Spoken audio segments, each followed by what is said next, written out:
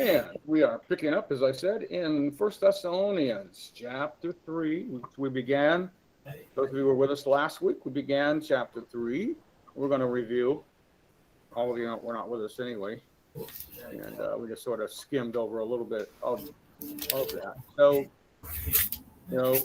all of chapter 2, now into chapter 3, the Apostle Paul is recounting with the church there at Thessalonica, with the Thessalonians, how that they were established through the ministry of the Apostle Paul and others with him, how they came out of pagan worship and with their whole heart began to follow Jesus Christ and the instruction that Paul and the others left with them, and they were established in the faith. And Paul was only able to spend a short time with them, a little while, and then he had to leave them, and they weren't sure how that would affect them, because they had paganism all around them, idol worship that they come out of, and they were all new in the faith. And so he reminds them of all that and how much that they, Paul and the rest of them, loved them and gave their hearts to them and worked and labored and established them when they were there. Talked about the persecution that had taken place,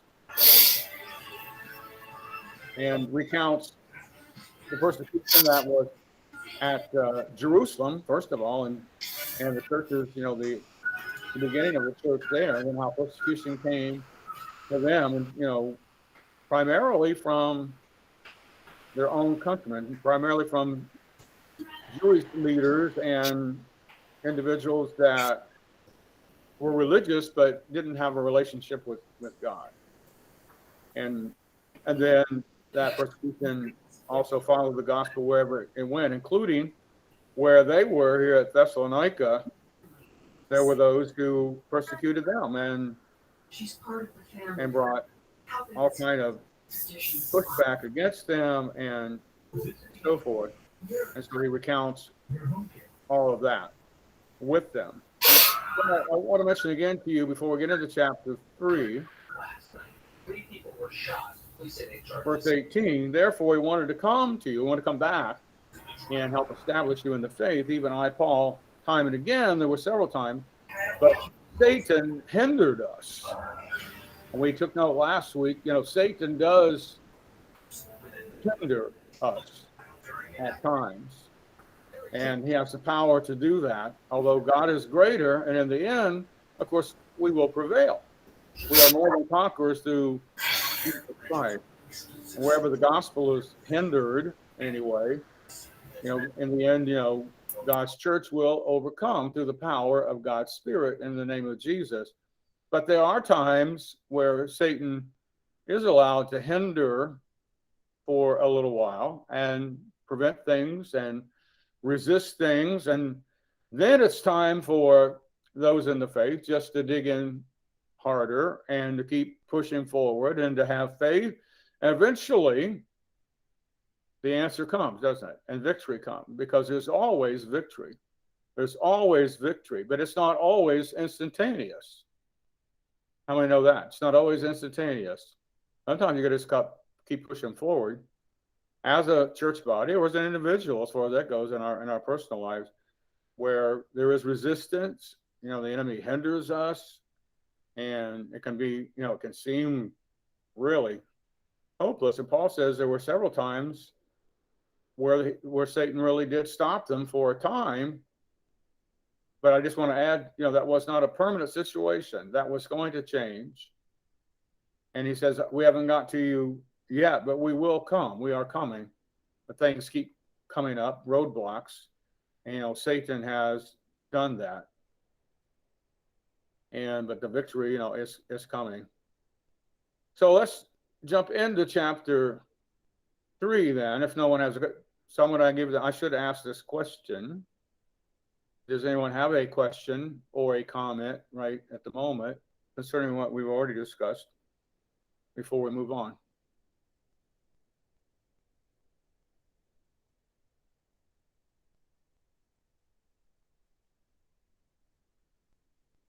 I should probably add, before we get into chapter 3, there are people who mistakenly believe in the church, and maybe maybe we don't teach this enough, strongly enough, that are shocked that in their personal life or as a body, the church itself, can be for a time hindered by Satan. It's a mistake to discount him altogether and say, he can't do anything, because that's not true. No, what we need to understand and embrace is what I already said. Satan is much more powerful than we are in ourselves, just in our own humanity, our own power and ability. We also need to remember Philippians chapter 4 tells us, verse 13, that we can do all things through Christ Jesus. So, and 1 John chapter 4, verse 4 tells us, greater is he that's in us than he that's in the world. So we need to understand that Satan is greater than us and can hinder us, but that God is greater, and there's no comparison whatsoever between God and Satan, because God is all powerful and Satan has limited power, just more than we have in ourselves. But in the end, as I said before, we will overcome. And that's part of the process of living for the Lord. That's the truth we have to embrace and understand.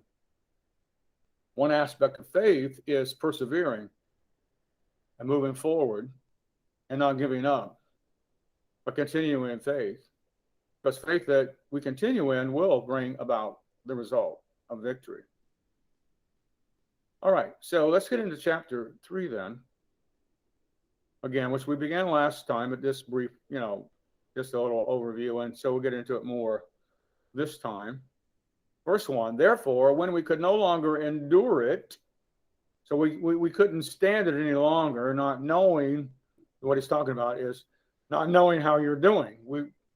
And as I said last week, and I'll say it again. Oh, no, you wouldn't repeat yourself, would you, Pastor? I never would do that. Yes, I will repeat myself. In that time, communication was different than now. They weren't linked up by satellite or anything like that. They didn't have cell phones. It was a time for all of us tonight when we didn't have cell phones either, and we didn't know what such a thing would possibly mean. It was a time, when it was a time for some of us when there were party lines, right? And you had to share your landline with 3 other families. So you had 4 for most people, had 4 on the line, and you never knew when your neighbors were listening. Talk about paranoia that would develop. And then, of course, then you had your own line. That was something. And then, of course, the answering machines and then pagers came along and stuff like that. And now everybody has a cell phone. And there was a time I said, I don't know why everybody thinks not everybody had one. I said, I don't know why somebody would think they would need a cell phone on them all the time. What kind of person, who do they think they are, that they have to be able to be reached all the time? And now I have to be reached all the time. And I can't even function. Pastors can't really function like they need to today if you don't have a cell phone. You have to be able to stay in touch with people. They're not going to wait for you to call their landline, because 80% of them don't have a landline anyway. So you better have, and of course, and they're not going to wait for you to get back to them by what we call snail mail now, which is regular, postal mail. No offense to Bob from his background, but people don't utilize letters anymore through the mail, hardly, as far as communication. They're not going to wait for that. So you have to be linked up with people, which I am, and then, it's great because, I can be anywhere and function. I can contact you. You can contact me. I can research sermons. I can prepare sermons. I can watch videos. I can whatever. So that are ministry related. So, it's a great day, technologically speaking. They didn't have any of that going on as far as communication. And so Paul and those with him, being now at Athens, were unaware of what was happening at the church at Thessalonica. They had no idea if there even was a church that still existed, because they'd have to send messengers, and that was, several days journey. So we couldn't stand it any longer. He said, we thought it was good to be left at Athens alone, and we sent Timothy, I'll send him on, our brother minister of God, our fellow laborer in the gospel of Christ, to establish you and encourage you concerning your faith. So we sent him on ahead to see how you were and to continue the process of establishing you in the faith, giving you more instruction and all that. So again, like last week, I am going to do this. I'm going to, and hope I don't lose you.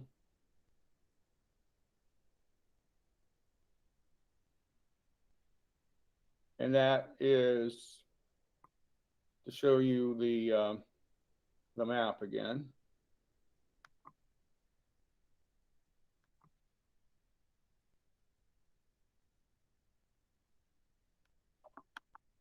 And there it is. And you can see, if you're looking at the map, on the far left where it says Macedonia, you can see Thessalonica up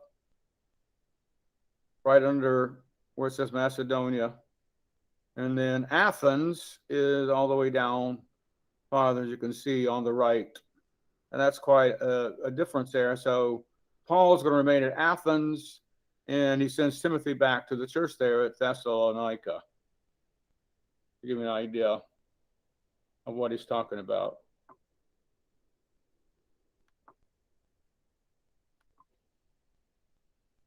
Okay. So we sent him to you, and he's reviewing, of course, but since that time, Timothy's reported to him. So he said, and again, he's still recounting the whole story. And he says, we sent Timothy to you, and this was to establish you and encourage you concerning your faith. And continuing that, as part of that process, it was establishing and encouraging you concerning your faith, that no one should be shaken by these afflictions. That no one should be shaken by these afflictions, taken from their faith, or disturbed, or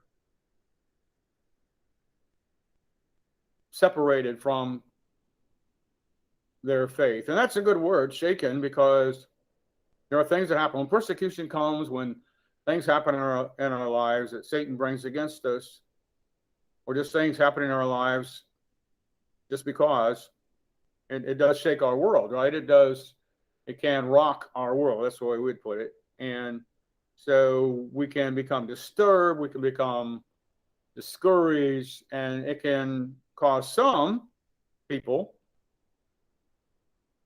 to be shaky, if you want to use that word, in their faith. Become fearful and not sure about their faith, not sure that they want to continue following Jesus Christ because of things that happen. And certainly afflictions, he mentions here, persecutions that come from outside, either from other people or directly from, on a spiritual level, from Satan.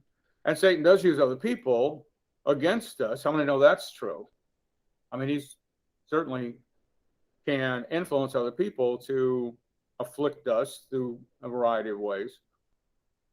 And then events in our life, he can utilize as well. And then directly spiritually against our mind and our spirit, he can bring depression, discouragement, frustration, fear, all those emotions. And I've said it before, and I'll repeat it because I do repeat things. Satan uses our own emotions against us. Let's be fair, though. All of us, I'll include myself, we have to have things repeated to us because we forget, right? Because we're human beings. We can't remember every, unless you have a photographic memory, which I definitely do not. We don't remember every thought that goes through our mind. So we have to be reminded of things. So again, I say, Satan uses our own emotions against us. And what he likes to do is take our own emotions, which already are there, which exist, which are ours, and magnify them. So if we're fearful anyway, he magnifies the fear. So now it's a lot of fear, a whole lot. Or if it's discouragement, he magnifies that. So it's an even a far greater amount of discouragement. If it's depression, then a lot more depression. And you can see where I'm going with this. So whatever it is, whatever emotion we're feeling, or if it's frustration, then that leads to tremendous amount of stress. If it's anger against a situation or against another person, even. I mean, how many of us can just own this and say, and I will, I can get upset with other people on my own just fine. I'm capable of doing that and do that without somebody magnifying that, right? So if Satan magnifies our anger towards someone and frustration with them and being upset with them, it can get a whole lot of ugly, right? So we don't need any help, but he does try to do that for sure. And he will, because Satan will use anything he can. And since we are spiritual human beings, it's on a spiritual level, our emotions are on a spiritual level, he can use those against us. And he does. So we have to be aware of that. But then there's also the outward physical abuses, right? And things, inflictions, stress factors that he's talking about here. So, but he says, here's what we sent Timothy to do, to establish you more so in the faith, encourage you, give you some encouragement during this time of persecution that's coming against you, so that no one should be shaken by these afflictions. So you just move forward to victory and not be separated from your faith and not be so shook up by everything that you're not acting rationally or properly as God would want you to as a believer. So that's what he came to do for you. For you yourselves know that we are appointed to this. This is what God has called us to do, is to share the gospel so that people are saved, converted, and then establish them in the faith. And we call that today discipling somebody. Discipleship is, and churches are emphasizing that more and more, and as well we should, right? It's not enough to bring someone to Jesus. That's the first step. That's so wonderful. That's so glorious. But we cannot just leave them at that point. We need to train them and teach them and model for them and help establish them in their faith so that they'll be a strong believer and will stick with the Lord. Not just leave them to themselves, hoping that everything will turn out for the best. And so he said, that's what we did. We sent Timothy to do that, to fulfill that purpose, as we are appointed to this. Okay, anybody? I don't want to prevent you from sharing your thoughts. I'm not very optimistic that you're going to, but hey, I'm going to give you a chance.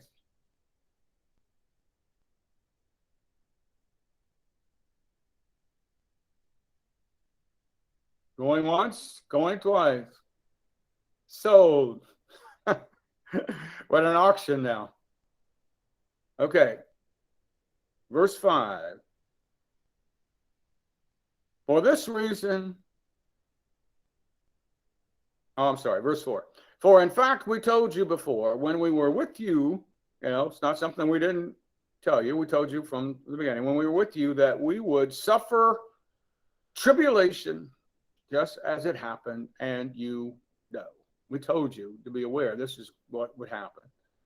That we would suffer, you would suffer, and that we would also suffer where we were going to minister and would have difficulty and a struggle because, Paul knew that, because everywhere he went, there was a struggle. There was pushback by Satan, and there was the messenger, the thorn in the flesh he talks about. The messenger of Satan, would come to, he said, buffet him And so resist him. And that was everywhere. And then, people would be stirred up everywhere. All the Jews who really didn't have a relationship with God, who were just religious and were full of pride and hatred and anger and all those ugly things, they would always resist the gospel. They would always resist people getting saved. You think people would just leave it alone? I mean, you would think in the natural person, we think, well, why don't they just leave us alone? Well, they can't leave us alone because Satan wants to destroy the work of God. And Satan is reflected in others who he has control of. So how he feels is how they feel, and what he wants to do, he stirs people up in that direction. So they just can't be neutral about us. They have to actively come against us, unfortunately. So I want to show another verse to you that we looked at last week, and I'll just show it again for just a second.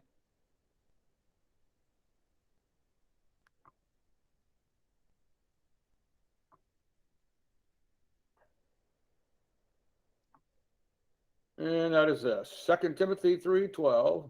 Here's what we need to be aware of. Yes, and all who desire to live godly in Christ Jesus will suffer persecution. So that's one to remember, isn't it? Just count on it. You will suffer persecution from Satan directly, as I mentioned, on a spiritual level, and then from others in your life. We can trace that back to Satan, some of it directly, some of it's not. Some of just people are not going to be happy with you living the Christian life. People in your life, you turn your life over to God and you begin to walk a different path, you take a different course, you have different priorities, and you're the same person basically, but you're not the same in your conduct and your attitude and all those things as before. And we're born again by the power of the Spirit. So spiritually, we are totally different. We're born again. And so that makes us unsettling to some of the people who are in our lives. And they're not going to be happy about that. And so they will bring persecution sometimes on their own without Satan being involved at all. But he'll use that, of course, whatever he can. And so you have that. You have people in your family that won't understand or will not be happy with the new course you're taking. And you have not only family but friends. Some friends will still be your friend and be happy for you, but then others will not, because now you're not sharing with them as before. And to be honest, when we turn to Jesus and begin to follow after the Lord, some people feel guilty about their own lifestyle then if we change. And some will even accuse you of being a hypocrite and, oh, come on, you're really not thinking that you're a Christian, right? I mean, how can you be that? How can you be all that when you've done all these other things? Not understanding that all of us, of course, are there. All of us are guilty of sin, but that we have been justified or declared innocent before God through Jesus Christ and what he's done for us. So as far as God's concerned, our record is clean and pure, and we are innocent as though we had never done those things. And this is what they don't understand. And so they don't understand that we are walking not in our own righteousness, but in the righteousness given to us by Jesus Christ, his righteousness, his holiness, his purity. And that this escapes, and I don't understand how that could be. But this is the reality that we're in. And so a lot of people will not be happy, and some will even actively come against you and persecute you for sure. There's all kind of persecution just because we're in the church. The good news is, that sounds really dreary. And there are people who say, I really don't want to sign up for that. But what you have to understand is,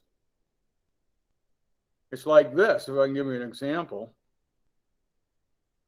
I think is marriage. A good marriage is this.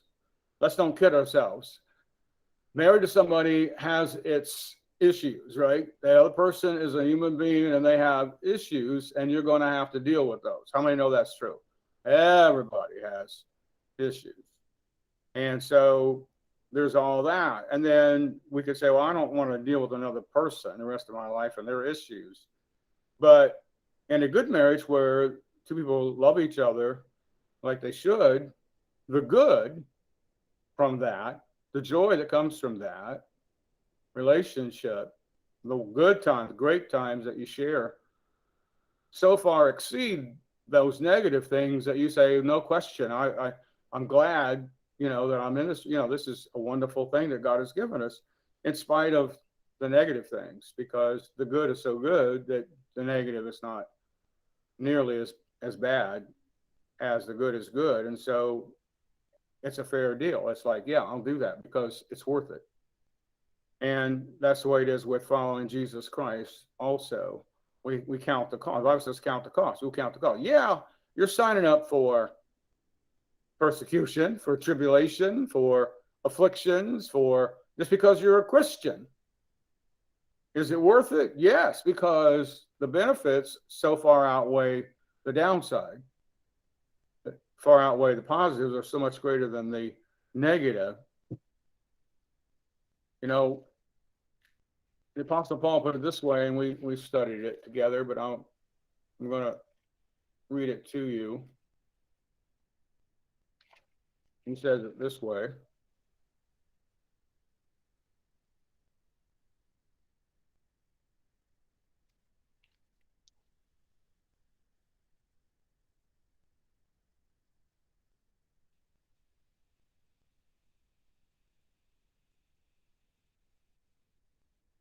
He says in Romans chapter 8, verse 18, for I consider that the sufferings of this present time are not worthy to be compared. There's no comparison. They're not even worth making a comparison with the glory which shall be revealed in us.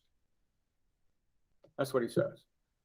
He doesn't deny that there's going to be trouble and persecution and all that. He just says it's not worth even comparing because the glory is so much better, which will be revealed in us. What we're going to receive, what we already are receiving, is so much greater.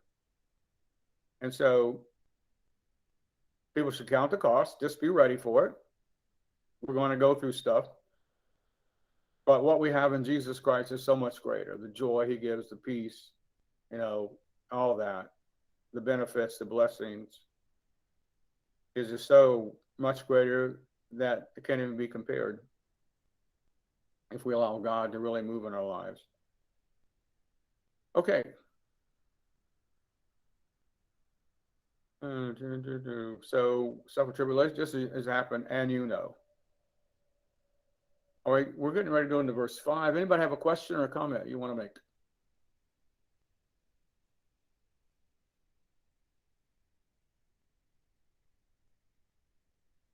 I'll take that as a no. For this reason, when I could no longer endure it, he says, I sent to know your faith. So like he said, we couldn't stand it anymore. So we sent Timothy to find out, to help establish you, and then to come back and report to us, lest by some means the tempter had tempted you and our labor might be in vain. I wanted to check on you to make sure you're okay. And if Satan hadn't gained the upper hand and destroyed you. And so that was so important. Verse 6, but now that Timothy has come to us from you, given his report, obviously, and brought us good news of your faith and love, and that you always have good remembrance of us, greatly desiring to see us, as we all also to see you. So he comes back with this tremendous report. He says that you're strong in the faith in spite of all these persecutions and everything. strong in love, because we recognize that God is love, and it's all about love. And, we could talk about that in great detail. John writes in 1 John 4 that God is love. And John also writes in John's Gospel, chapter 3, verse 16, for God so loved the world that he gave his only begotten Son, that whosoever believes in him should not perish, but have everlasting life. John chapter 1 John chapter 4 once again says that if we don't love our brother, then we don't love God and all that, because God is all about love. 1 Corinthians chapter 13, Paul writes about love and how that's so critical, and talks about the gifts, prophecy, and other gifts of the Spirit. And he says, if it were possible, is the way I put it, if it were possible for you to do all kinds of things through the Spirit, but you didn't have love, if that were a possibility, then it would mean nothing. It would be meaningless, because it would be empty and lifeless, because without God's love, it is lifeless. There's no real power without love, right? Because God is love. That's what it's all about. And so we have to be people of love. We have to be filled with God's love. And so that's critical. And so we love our neighbor. We love God with all of our heart and soul and mind and strength. And we love our neighbor as ourselves. And then we love those certainly in the church, the family of God. And so he brings back news of their faith and their love for God, their love for their neighbors, their love for each other. And also, he said, he brings back a report that they had a fond remembrance. He says a good remembrance. He remembered them fondly. They remembered all the others fondly, and had pleasant memories and good memories of when they were there, establishing them, bringing them to Jesus, and so forth. And that they also desired to see Paul and the others, just like Paul and the others desired to see them. So it was mutual. They wanted them to come back. And they were so interested in that as well. Okay, verse 7. Therefore, brethren, in all our affliction and distress, and they had a lot going on, we were comforted concerning you by your faith. And so even though we were really going through some pushback from the enemy and some things coming against us where we are, the good news about you encouraged us. We were encouraged by that and made us feel better about our own situation. That's one way that in the body of Christ that we help each other and we strengthen each other is, a good report makes all of us feel better, right? From somebody else. We were happy for them. And it also helps our own faith and our own hope. And that's one reason it's important to be together as a body believer. It's not isolated on your own. A church even as small as ours, we rely on each other. We strengthen each other. We support each other. And, fortunately, we pray for one another. And when someone has a good report, even if we personally are still going through a difficult time in our life, we're happy for that person. We're happy for them and thankful. But what does it do for us as well? So we're happy for them. But then for us, what does it do? It causes us to think, well, if God did that for them, he loves me too. Maybe he's going to help me too. I can believe more that he's going to help me, and this is going to come to an end, and I'm going to overcome. And so it strengthens our faith, strengthens our hope for our own future, because we see what God is doing for other people. We know God is the same always, and that just is of help. If we're on our own, isolated, cut off from everybody, and the only thing we have to compare ourselves to is ourselves, the only perspective we have is what we are personally going through. That's the only point of reference we have. The only perspective, all we know if we're isolated is this is what I'm going through. This is what I'm dealing with. This is how I feel. This is my hope. This is my faith. And so that's all we see. That's all we experience. But if we can be apart with others, then what they're going through impacts our perspective and what we see is possible for us. It's not limited just to us and what we are personally experiencing, but then it becomes broader and we see what God can do for us through the lens of what he's doing for them. Okay. Now that's pretty good stuff, even though it came from me. I know it's shocking, right? I'm shocked. I'm going to have to go back and watch this video again so I can be encouraged by it, Anyway, that didn't come in my preliminary thoughts. So that just came just now from God. So I never would have thought into that. So there you go. Anybody have a question or a comment?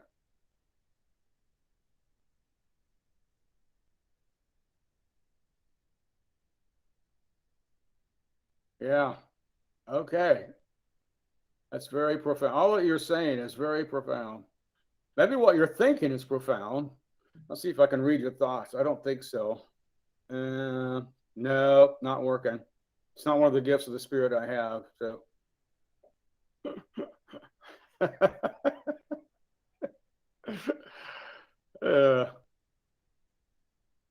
probably best anyway that people can't read your thoughts, because that's probably good. Yeah. I wouldn't want people to be able to read all my thoughts, right? Okay, moving forward. So they were comforted by the faith of those at Thessalonica. Verse 8, for now we live if you stand fast in the Lord. So this gives us life.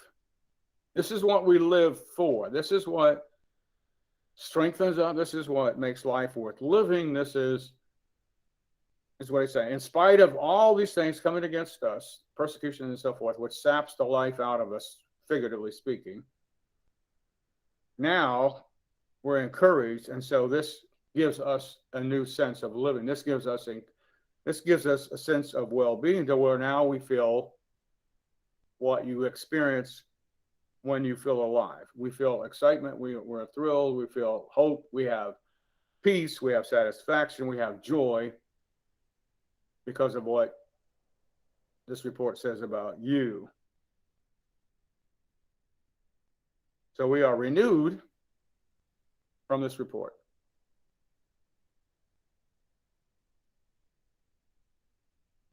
Verse 9, for what thanks can we render to God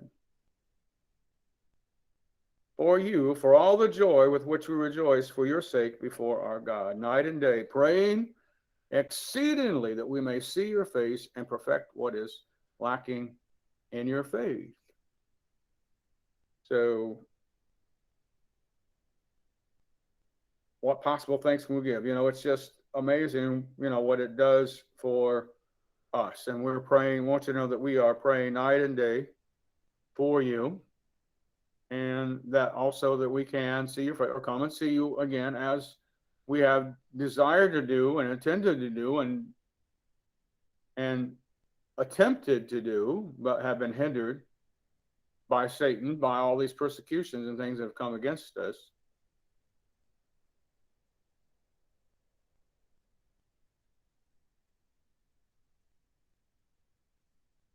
Verse 11, now may our God and Father himself and our Lord Jesus Christ direct our way to you. So may God do that. How many know that God directs our steps?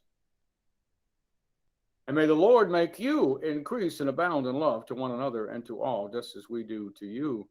So here's our prayer for you, not only for your protection and so forth, but that God would make you to increase, so there can be increase and even abound, or have a great abundance or overflow of love, because again, it's all about love, because God is love, right? That's who he is. That's the essence. And that's what we're all about. The love of God, according to Romans chapter 5, is been poured out in our hearts in abundance. And so that's what we are about, is God's love. And so this is make note of this. We can increase the love of God within our hearts, and it can abound more and more. We can love more than we do one towards another. That can increase. That can come to a greater abundance for those in the church and those outside the church. We can pray that way as an individual and as a church. Lord, fill me with your, and overflowing with your love, right? Love must be maintained. Love must be fresh. That's true in relationships in life, no matter what kind of relationship you want to talk about. Love has to be renewed over and over again, constantly, as a, as something that's in the moment and not just in the past. And that is also true about God's love. Because if it's not increasing within us, it can grow stale, right, and old, and it can begin to evaporate from our lives. And so that's so important that happen. So we're going to stop there for tonight. It's 8 o'clock. I know it's a magic time. Everything shuts down at 8 o'clock for some of you. And so I try. You have to give me credit. I try my best to end our session about 8 o'clock so that some of you can get your rest. And so I do try. So give me some credit for that. So I am going to close there. I'm going to turn off the recording and give you the opportunity to make whatever comments you want to, or greetings, or so forth. And that's the wrong button to push.